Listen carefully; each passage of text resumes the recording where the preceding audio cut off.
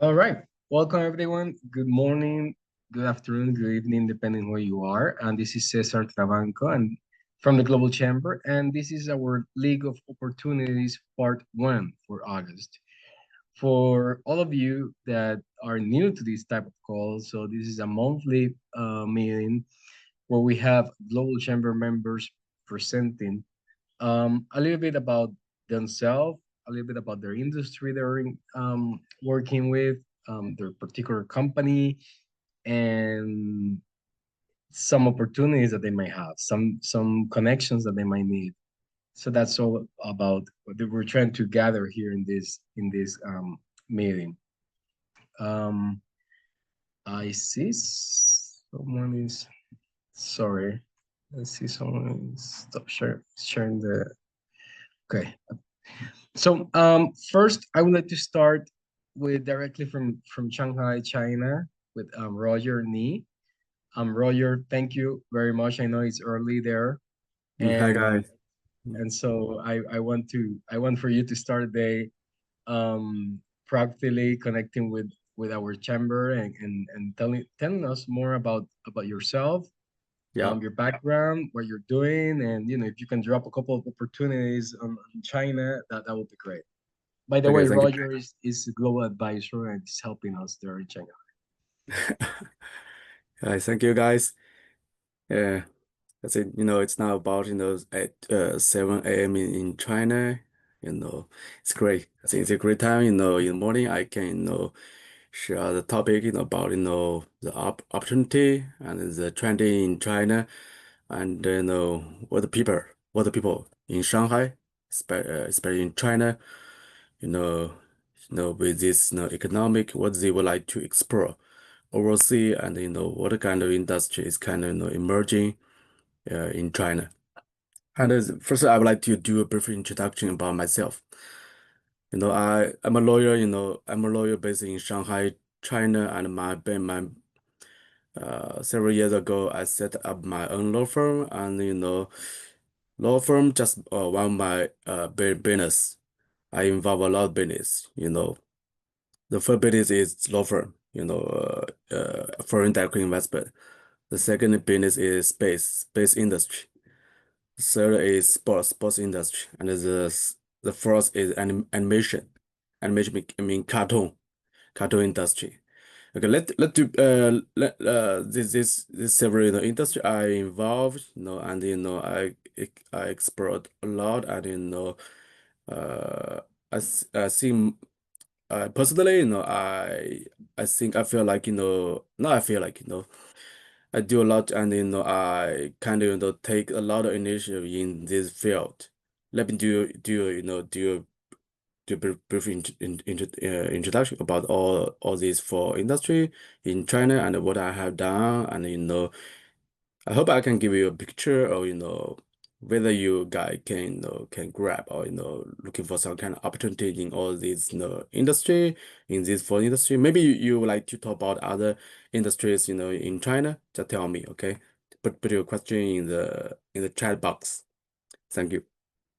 Yeah, before I move forward, I would like to check. Can you guys hear me? Right? Yes, Good. yes, we can. Okay. Good. Okay. For the space industry, it's very interesting industry. Space mean satellite. Launch a rocket into space, right? Something like that, and some kind of related industry in China. And the I I just I started to explore this industry 3 years ago, and the reason for that is because space industry kind of sensitive industry in China. Like and it's kind of not market. It's not that so marketing driven industry in China. Everything everything, every companies, all related company, most companies in this industry is state owned. No, there's almost no opportunity for private companies. But something changed. Something changed. This change started in 2022, 23. You know, the government just just every year the government release a government report for the future 5 years or 10 years, the plan, which industries the Chinese government would like to to promote, something like that. And in 2022, the 2023, in that year's the government report, the government told us that, oh, hey guys, you need to explore the space industry. The government would like to give you a lot in the financial or other financial support or something other the kind of support in the future. So come in this come in to have fun in this industry, right? Something like that. So and that year, I made a decision to be part of the space industry, and I reached out to the United States. Amazing, the United States have a kind of program. I'm not sure whether you guys know this program. Uh, Space Week Association. It's kind of association like to help help the space industry to move forward and to to improve the connection be between different companies, nations, all across the world. So I just reached out to the United States, and finally they engage. I'm the coordinator in China. You know so now what I have done is that to connect the private companies, private space companies, and state-owned space companies in China to connect them with other companies in other countries in space industry. And that's my first step. And then now something maybe you have a question, huh? How you make money, right? Make profit from making this connection. Okay, so it's kind of very difficult to make money because I think because I have this kind of experience. If you want to move forward, you need to have a big plan, right? So the plan is that at this stage I need to have more connection to be part of this community, and take the lead or take the initiative. So now I think my company in China, I think the first company is in China to to do this connection, have this kind of capability to do this connection. So far I don't know I don't see any companies, Chinese company in China, capable to do this kind of connection, and have this kind of perspective, to do. Most company in China would like to do connection in Chinese space community, not kind of like international community. Okay, so move to next is that what I'm doing now, to right to after make connection, how to make money, right, from that. Okay, so in China, now a program we are engaged by a satellite, satellite navigation, company, oh no, a company, in agriculture industry, and with navigation, technology, from satellite, and everything, in China, maybe in the past, in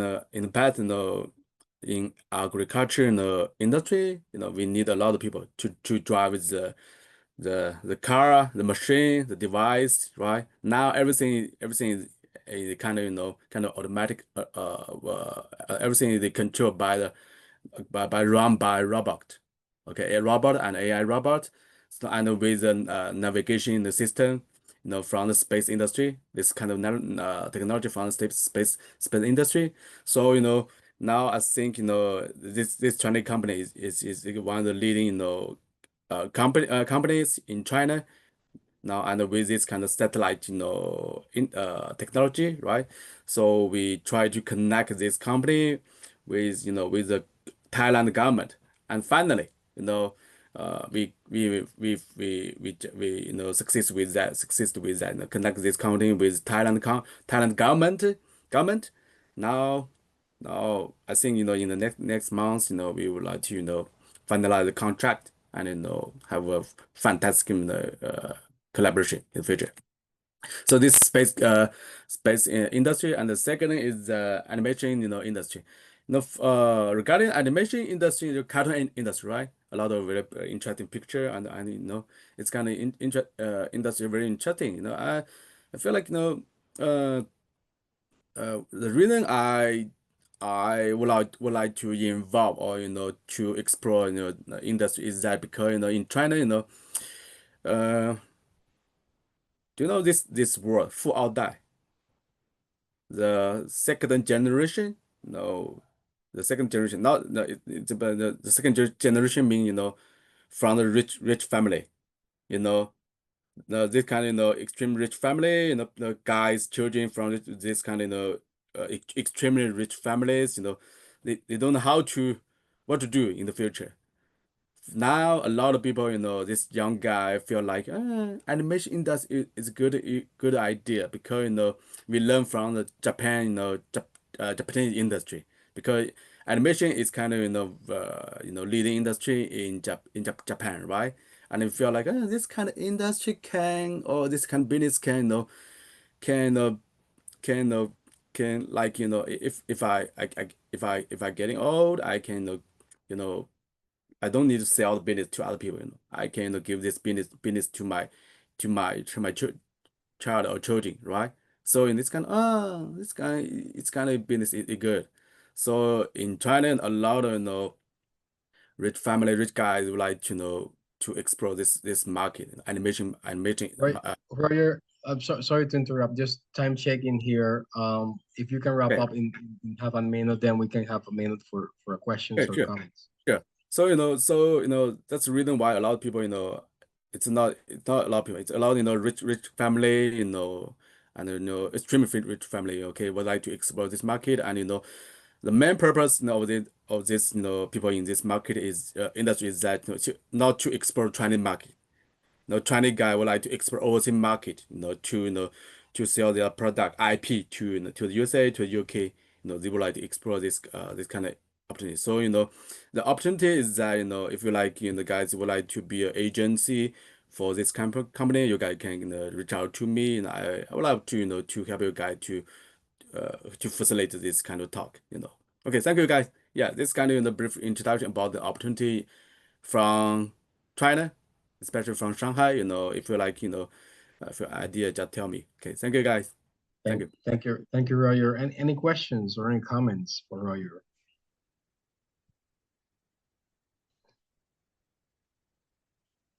And if not, I'm gonna connect you, Roger. I have someone, probably two Okay, contacts that are really focused on aerospace. So that I think I didn't know you were focusing on that industry, so I'm gonna make those connections. And I wanted to also add that we got really good feedback from our member Sebastian in Mexico that went to Shanghai and met with you, yeah, and I think you two hang out there in the city. So thank you for your hospitality with that's very Sebastian. good. Yeah, I would love to yeah, meet with new friends. Yeah, okay. Excellent. Well, thank you, Roger, and please put your contact information there in the chat and stay as long as you can with us here. Now let's move to, I see Susana Gazziola from Collectron. Susana, welcome. Hi, hello, everyone. How are you today? Very good, thank you. How are you? I'm good, I'm good. Are you ready to take the floor and introduce us a little bit about Collectron, about Yes, yourself and the opportunities in Mexico? yes, of course. Can I share my screen? I just have a one slide presentation. Yeah, sure, you Okay, can. let me see. I don't use Zoom very often. I use Teams, so let me see if I can. That happens when I use Teams. Let's see. Yeah, it's the green one. Yeah, there you go. Okay, got it. All right. I don't know if you all can see my screen. Yes, we Sure. can. All right, very good. Well, very nice to meet you all. My name is Susana Gagiola. I'm the business development manager for Collectron. Collectron is a company located in Mexico and also in the US. We have operations in Arizona, in Nogales, Arizona. we help manufacturing companies to expand their business into Mexico. All these companies from abroad that are willing to either to be closer to their clients in the US or probably looking for a new market like Mexico. These are the type of manufacturing companies that normally look for us. So what we do, we help them to start their business in Mexico without incorporating in Mexico. Even though we are neighbors with the US, laws and regulations are different. So what we do, we help them from the very start. We help them to locate their industrial park or their industrial building. We recruit all the personnel on their behalf. We get all the permits from the environmental, customs, everything. So they just can focus on the manufacturing of their product, and we do the rest. Right now, well, probably everybody knows all the tariff and regulations that are coming into place in Mexico. So we are working very closely with our customs brokers in the US and in Mexico, so we can support our clients on their daily operations. What we're seeing right now very strongly as well in the last month that we have been attending different seminars in Arizona. Actually, is the education side. Right now is very important. Mexico, as you can see on the screen, Mexico graduates more than 75,000 technicians in all the schools that we have, and 94,000 engineers in specialized fields. So what we're doing, what we're working right now very strongly is with the universities. We have found that if a region doesn't prepare for the upcoming industries like semiconductors or like electronics, aerospace, automotive, we need to strengthen all these abilities in the people. So we're working very strongly with the U of A, with the ASU, to have these people prepare for these new trends, new industry that are coming in the Arizona and also in Mexico. So what we are doing right now is helping all these companies that are willing to come into Mexico, so they can have an easy soft landing in Mexico and they can serve their clients. What else? What I was going to mention? How do we want to connect? We want to connect with companies, either with companies that are willing to expand their business into Mexico, that are willing to find new market into Mexico, or that they're willing to be closer to the US. We're also looking for how do you call it? Like agreements or connections with universities, with training centers that have all these capabilities, where we can work together to train and to prepare the people or the employees that are going to work in the industry.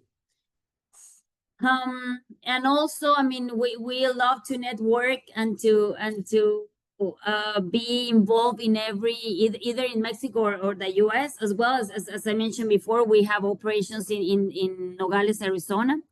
So we want to be very active in either in the different organizations or in the different associations that are doing business between both countries, both regions. All right. Thank you, Susana. When you mentioned about the training, collaborating with training centers and universities, are they mainly like in the US or Mexico? Both. Right now, the president of the company is part of the 14 consultants or business people that are very close to the president of Mexico, that are working in different fields like education, like customs, and so on. So and supply chain. Also, that's a very important topic. Supply chain. We are trying to grow the supply chain in Mexico or in the region. If we're not finding a particular process or product within our region, I mean in Mexico, or first in Sonora, then in Mexico, we are looking into our neighbor in Arizona. So processes like packaging or secondary processes like plating, like machining, those type of things. We are looking to be able to serve the current market that we have in Mexico. So education, I mean, we are working with in both countries, in Arizona right now, and also in Mexico. We are doing a lot of how do you call it, like intercambios, like exchange between, yeah, like having US students to study in our universities in Mexico, and as well Mexican students to train in the specific fields in the universities of in Arizona. All right, perfect. Any questions or comments from the audience here? Hello, Susana. This is Simon Reyes. Simon.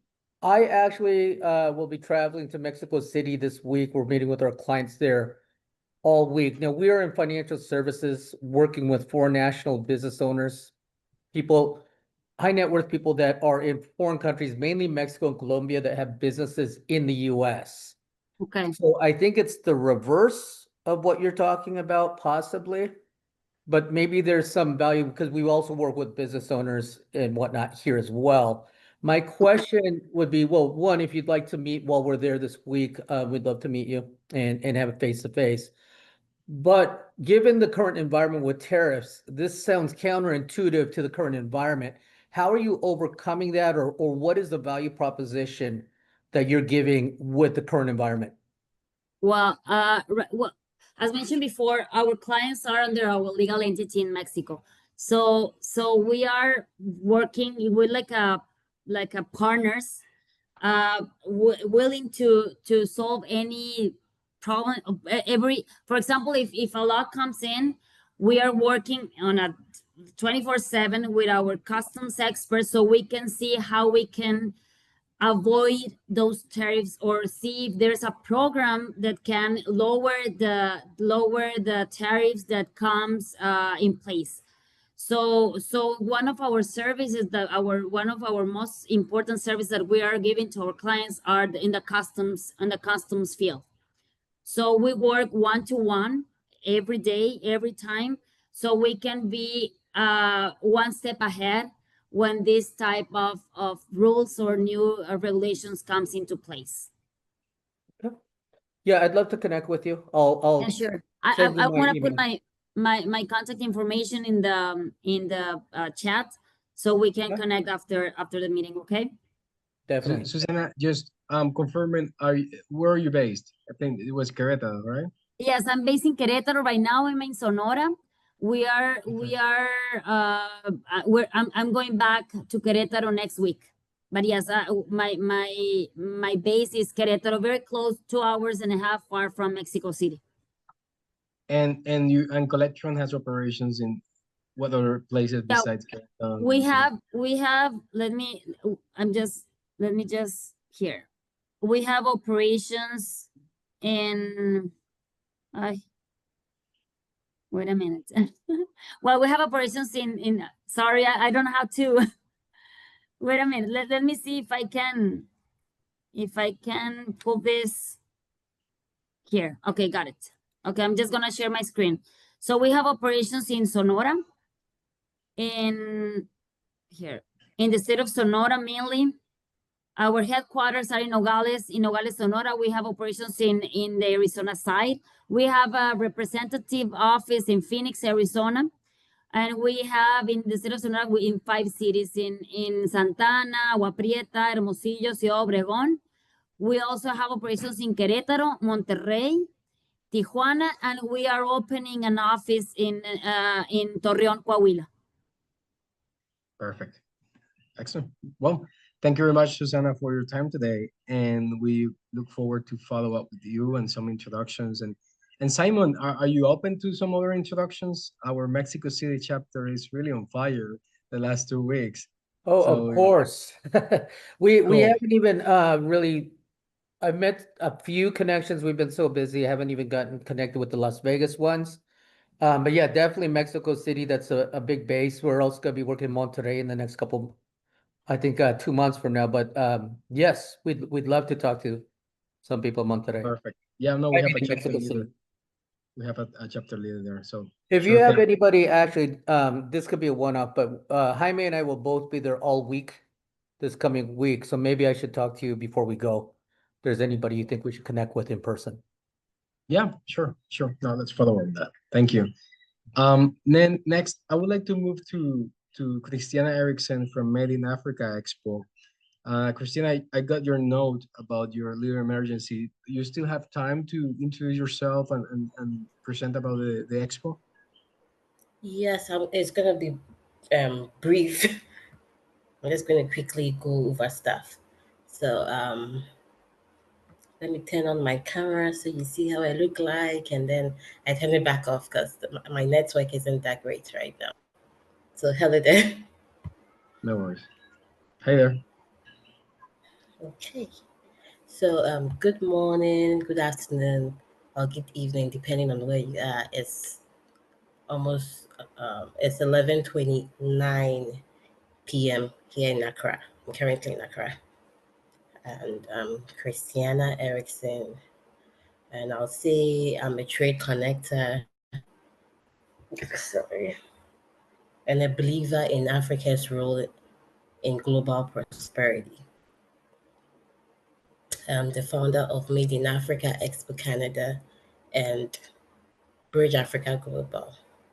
And we are a global trade platform that connects Africa and Canada to the rest of the world.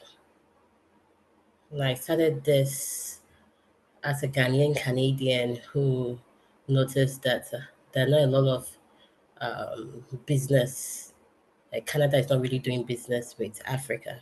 And if you look at Africa, there's just about 300 Canadian businesses operating here. Whereas like the Chinese are taking over and there's over 100,000 Chinese businesses. And just like I said, as a Ghanaian Canadian, I decided to bridge this gap. So, if you look at the African continental free trade being the largest free zone in the world by population of over 3.4 trillion dollars in opportunity, and why Canada isn't really doing this. So we started with Made in Africa Expo Canada to create that platform where Canadian businesses and African businesses can do business together.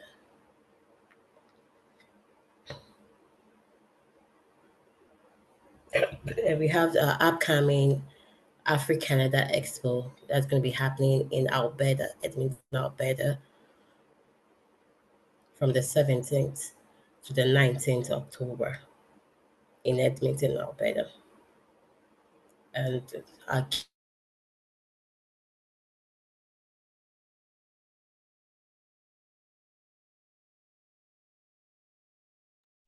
Well, I think we got a problem there with Christiana.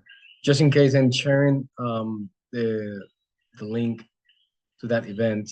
I know she's coming from our Accra, Ghana chapter, and she's working with Ruby Godo, and the event is in basically in 2 months there. So anyone, I just recognize one Canadian here, Cassandra. But anyone interested to learn more or share with your contacts, feel free to do so. Christiana, are you still there? Sorry, like I made mention, my network is not very stable right now. So we are No looking for investors or venture capitalists and trade institutions, government agencies, and anybody who is interested in finding business partners from both Africa and in Canada to attend Expo. I think that's the main reason why we joined the Global Chamber to actually find people who are interested in expanding their network or doing business with people from both regions. Excellent. And I'm gonna make sure to connect you. We got a member in Edmonton, and I think we probably haven't done that connection yet. So I'm gonna make sure that that happens and share with the network up north. Any questions or comments for Christiana? I have a quick question about it. I see in the website that it says a lot of industry, so I'm wondering which industry are you focusing on more when it comes to connecting businesses? Okay, so just like I said earlier, looking at capacity building, that is education, energy. But Hello, can you hear me? what's your main focus? We are looking at these three sectors. Okay. Energy, because that's, yeah. Okay. All right, thank you. Energy. Okay, sure. All right. Well, thank you very much again, Christiana, and hope you can resolve the issue there locally. We'll be in touch. Sure. Thank you so much. Thanks. Now let's move to Linzi. Linzi, I see you were able to connect. You're probably doing the morning routine. Directly from Bali. Linzi Boyd is part of One Earth Global, and she is in fact one of our global council advisors. And so I thought, I think, Lindsay, we haven't had you in a League of Opportunities before. So Lindsay, the floor is all yours. Thank you for joining us today. Oh, you're on mute. Hello, everybody. Thank you very much for having me speak here today. It's a pleasure. I do know the Global Chamber as I am on the Advisory Council, and I love what everybody is doing with the Global Chambers and particularly with how everybody networks together. It sings to my heart as I have a global platform also called One Earth Global. And we connect people all around the world to unite so that they can learn together to grow in classrooms and then go and trade with each other to impact change in the world. So as you heard, my name is Linzi Boyd, and I am all about shifting the world into a new era. Literally building brands that will shift industries and make a positive change in the world. I'm one of those crazy serial entrepreneurs that left school at a very young age of 15, and I started my business journey at the age of 18. And at the age of 24, I had built and sold 2 businesses. My second business was in footwear manufacturing. We spotted a gap in the market for fashion sneakers. I manufactured the shoes in Korea, and I ended up having the shoes distributed all around the world. We sold them in some of the best shops globally. I learned distribution and trade at a very young age, and I sold the company to Caterpillar. Yes, the big trucks, but they also had Caterpillar boots, and I sold the company to Caterpillar when I was 24. I went on to what I describe as build, renovate, and refresh some of the most famous brands on the high street. People like G-Star, Superdry, Wrangler, Lacoste. And I brought brands back that were dying. And then 14, 15 years ago, I found purpose. I realized that I couldn't do that anymore. I couldn't just build businesses just around commercial gain. And I wanted to build businesses that were going to go and impact change. So I built my 4th business, which is One Earth. And we had about 5,500 businesses go through our programs globally. Now, I started teaching businesses how to switch over from being a 20th century business model, all industry sectors and all sizes. And I proved that any industry sector could come into our classrooms, our purpose-led business classrooms, and sit together and switch their business model over to lead with impact and purpose, but still increase the valuation of their company and drive a commercial return. And I started teaching people top-down business models that I'd learned through consumer brands for many, many years, and how to increase valuations of your company, increase the multiples by building the business brand-led, not just sales-led. Now, I was teaching at the London Stock Exchange, the Elite program for 3.5 years. I was teaching the London Mayor's Office program, and I also had my own programs that were running through my business schools globally. On my platform, during the pandemic, we had over 2,000 businesses come around us globally, and we were also building these movement cities on the platform for people to bring their networks together. And as I was also and am a global speaker, I ended up speaking on stage about 1.5 years ago with the British Chamber of Commerce in England. And there was just over 1,500 businesses and governments in the room. And I was the third of the fourth speaker. And the other 3 speakers was the Chancellor of the Exchequer, the Governor of the Bank of England, and our now Prime Minister, Sir Keir Starmer. And so one of the trends that I wanted to talk with you about was the purpose economy, which was my talk. And I talked about the purpose economy being the fastest growing economy for the next 10 years, and that it's still in design. And the fact that the purpose economy is probably one of the biggest economies, but also the one that's going under the radar. So why does it matter? It matters because businesses are now realigning their business. They're rewiring their business models. They're moving from just profit-led to purpose-led. They're moving from sales-led to brand-led. That means leading with their business brands and their people brands, and they're integrating purpose into everything that they do. They're also driving parallel societies. They're creating new systems. So what is a parallel society?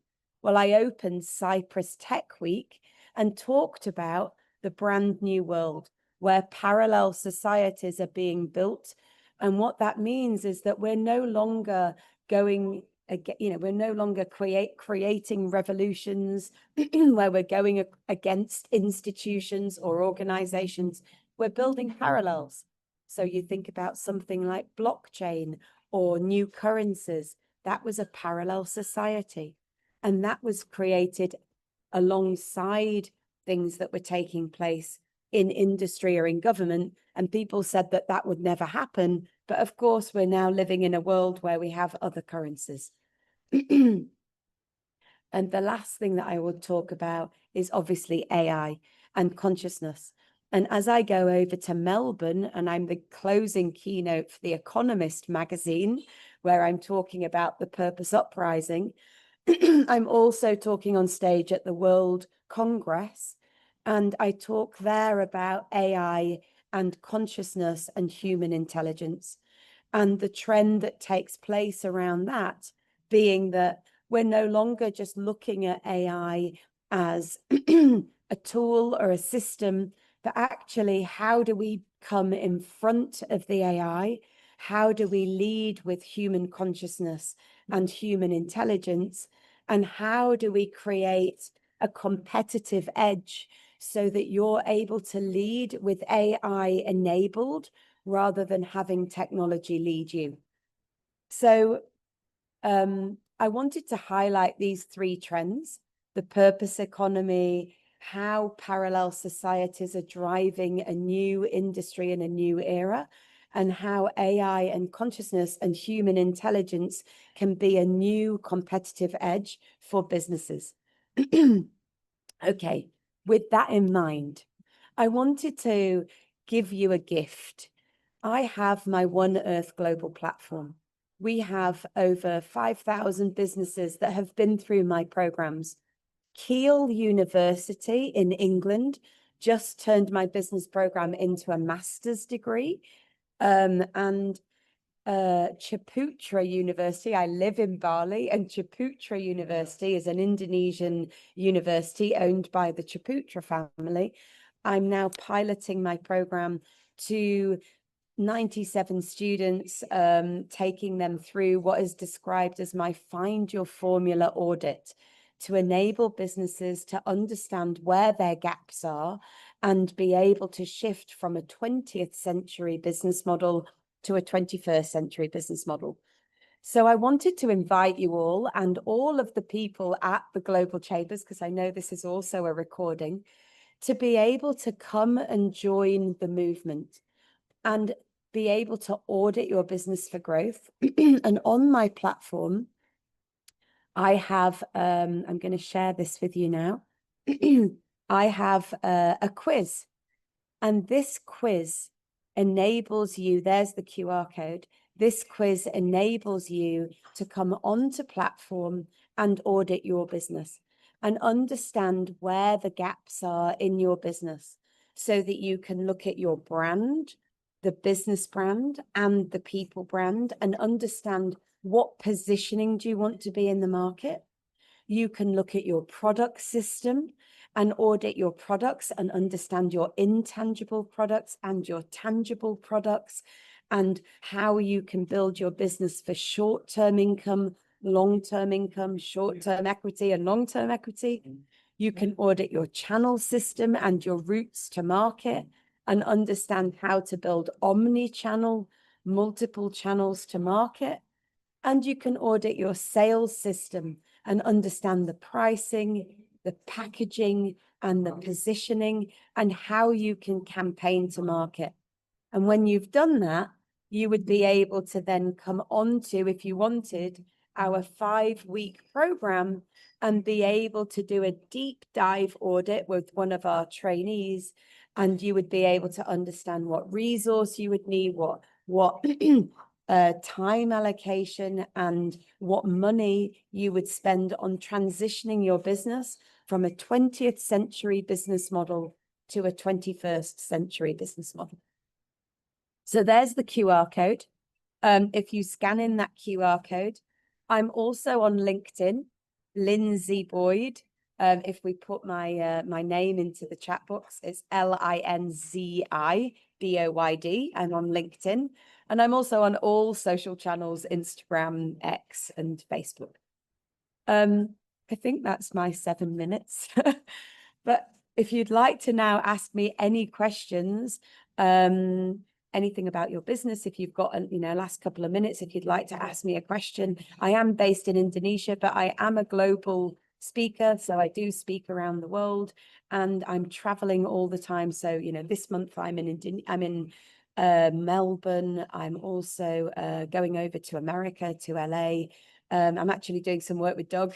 So it'll be exciting to see how the Global Chambers grows. I can stop sharing the screen now. Thank you. Thank you very much, Lindsay. Any comments or questions? Yeah, Lindsay. Hi, my name is Cassandra. I'm based in Canada. So I want to say we have similar missions. So we want to connect. I think there's multiple things we can do together and see what we can collaborate together and figure out something. I would love that. I've also got I've been Yeah. running classes. I ran a class in Halifax and in Toronto and in Vancouver, and I have a few people trained as well in Canada. So I'm actually super keen to do something over in Canada. So if there's anything we can do together, that would be amazing. Because I run a magazine, which is a global magazine, Embracing Culture magazine. So I think we have a lot to talk about when it comes yes, please. to different things. That would be wonderful. Thank you. I can put my I'll put my email for everybody as well into the chat box.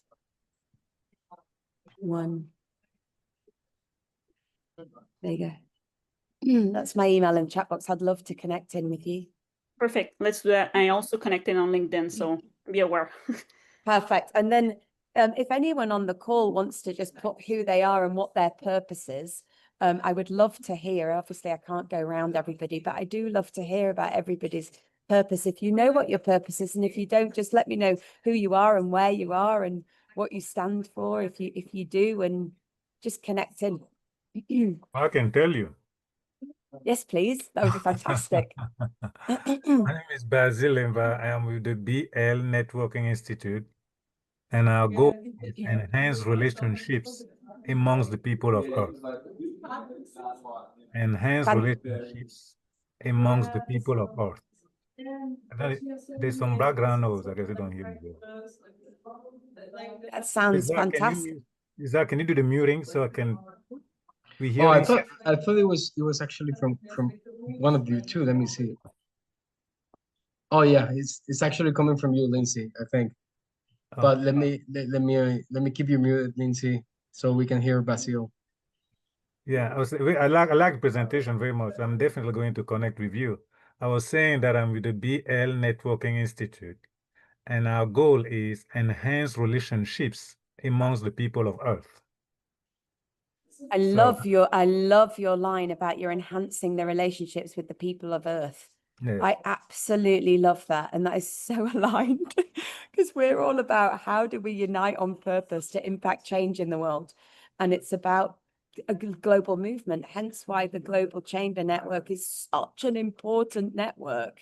And why I've been so proud and privileged to be able to be on the advisory board, because I feel like with everybody that you've got in the network and how can we connect, learn and trade to impact change in the world, people like yourselves are the important piece in the puzzles, like, to be able to make that happen. So please do connect with me because I love your purpose. I will. Thank you.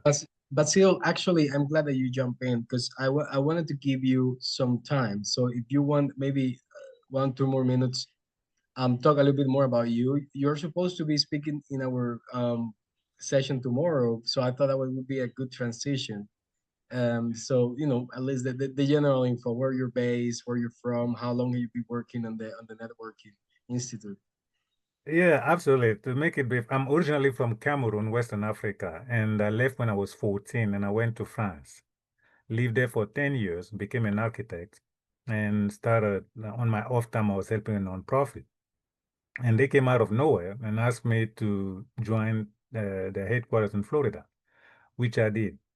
And then I worked there for 10 years in Florida, and then my parents retired in Cameroon. So I moved up Northern Virginia, started a business. It was quite challenging since I didn't know anybody. And that's when I come to realize that we drive a car, we went to driving school. But when it comes to networking, there has never been a networking school. And more importantly, the knowledge out there, and when it comes to networking, was not codified. It was successful actions or opinion. So we realized that 20 years ago. So then we researched networking, codified it, turned it into a science. Now we can teach anyone how to network as easily as they drive their car, so they can enhance their relationships or get the exact client they want, and make more money. So that's what we do, and I'm very happy to be a member of the Global Chamber, and it's the perfect vehicle for us to really achieve as many people as possible and share their hard-won knowledge with them. Excellent, Basil. And would you be able to speak tomorrow as well? Would you be around? Yeah, absolutely. Yes. Cool. Yeah. Cool. Awesome. So I look forward to get a little bit more of you, but that's great. I think I know we've discussed this in our one-on-one sessions, but members, I work with members every day, and so there's a lot of teaching and coaching when it comes to networking that's needed, no doubt. So that's really looking forward to do more with you. And thank you for the opportunity. And going back to you, Linzi, what do you think about that, about the networking and given the global aspect of your business, do you think this is a key part of what you're doing? I've always found that the networking is probably one of the most important parts of the whole thing. We have classrooms that run global classrooms where people from all around the world join a classroom. And what I always find is that the collaboration between the businesses when they're learning to grow is as important, if not more important, than them building the business out themselves. Because there's one thing that they learn how to scale up a business that's purpose-led.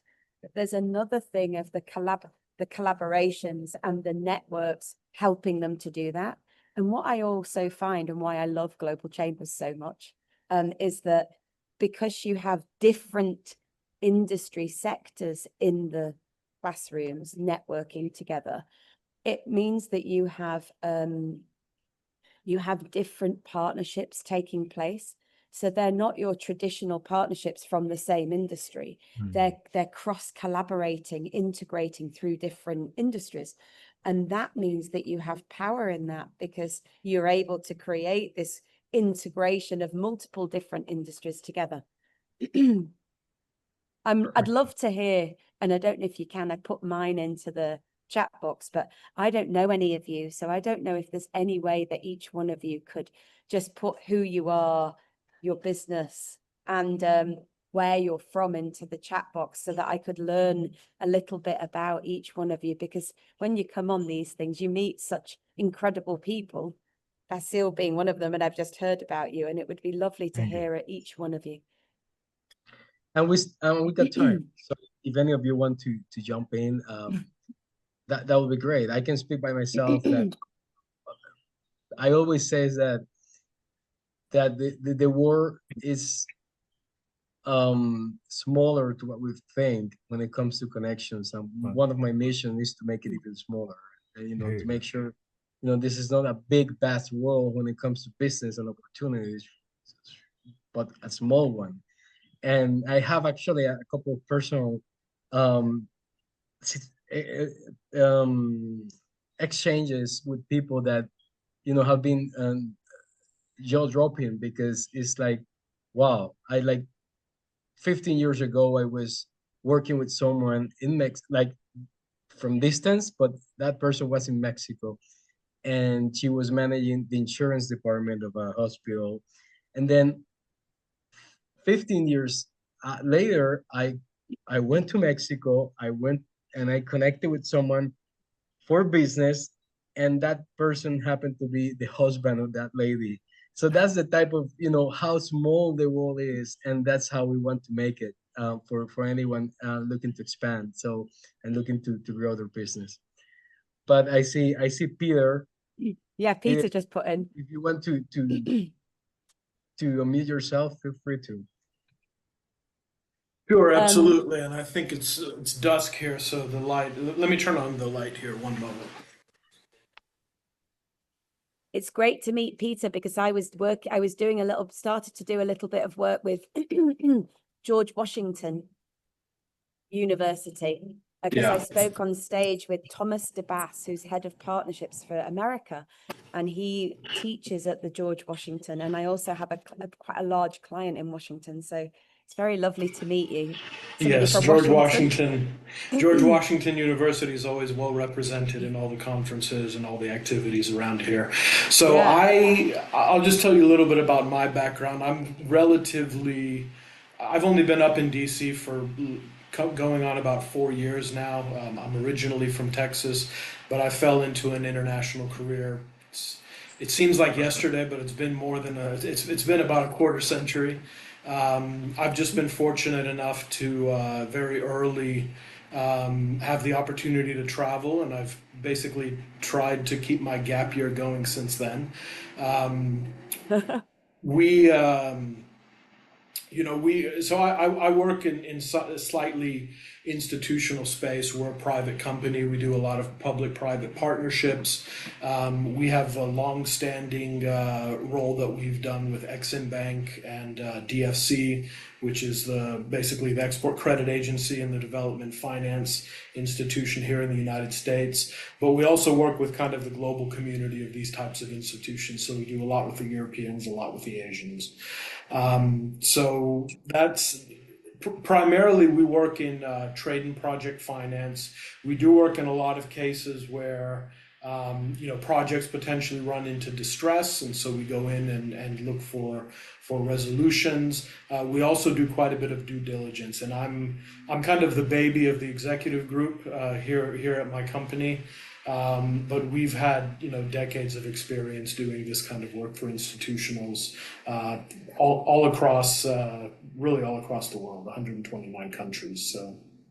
So it's Could I ask you a question? Is that sure. okay? Mhm. Because you work with quite large institutions and so forth, is purpose playing a part yet inside those institutions, or is it more still in the CSR, or even is it greenwashing where people are kind of putting marketing straplines out there and yet it's not driving into the business model? Do you know? Are you aware of anything? So some of the institutions that we work with are large, they are bureaucratic, and so we tend to work with a specific subset of their business. And I think that it moves a little bit with the market, right? Because we look at a lot of their distressed asset portfolios. And, you know, these organizations are doing a very large book of business. And so, you know, a few $1 million here or there, or even tens of millions, it doesn't really move the needle for organizations of this side. But, you know, we come in looking at this book of business and we try to do an impact within that space. Broadly speaking, you know, we work in an area where government-led financial intermediaries come in to assume a certain level of risk that the private sector does not. Because of that, we've looked very closely at a lot of the more difficult areas, problematic transactions in international trade, and we think, you know, this is where the best practices are going to come from. So where the large organizations, they just look at managing a large book of business from a very technical level and are willing to accept certain amounts of risk. We think that there's a lot of wisdom and due diligence that comes out of that. And the next group that, you know, wants to you know, deploy substantial capital in risky markets, we do a lot in Africa, we do a lot in Latin America. You know, we think that we can reduce that risk. Again, the challenge for us tends to be is, you know, someone doesn't want to pay me tens of thousands to do proper due diligence, but they'll come crying after they've lost a few million, thinking that we do miracles. And so that's kind of the challenge. But we do think that within our organization, especially for what we've been doing for so long, there's, you know, in the discipline, they call it tacit knowledge, or, you know, whatever it might be, but there's a lot that we would like to apply. And the challenge is when you're doing the feedback to the large organizations, they don't necessarily have the mechanisms to absorb it.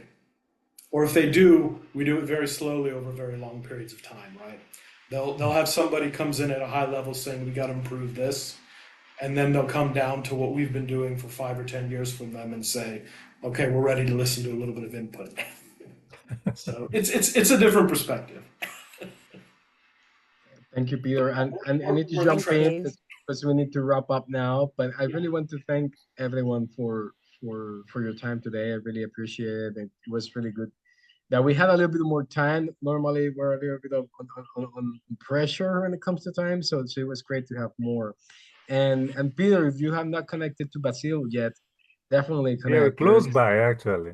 Yeah, you're close by. So definitely there's Basil is a new member, and Peter is a longtime member. Is someone who has been part of the Global Chamber while in 2 different locations, Texas and now the DC, and is someone that every time goes international in the travel, he's like, hey Cesar, who do you have in Rwanda?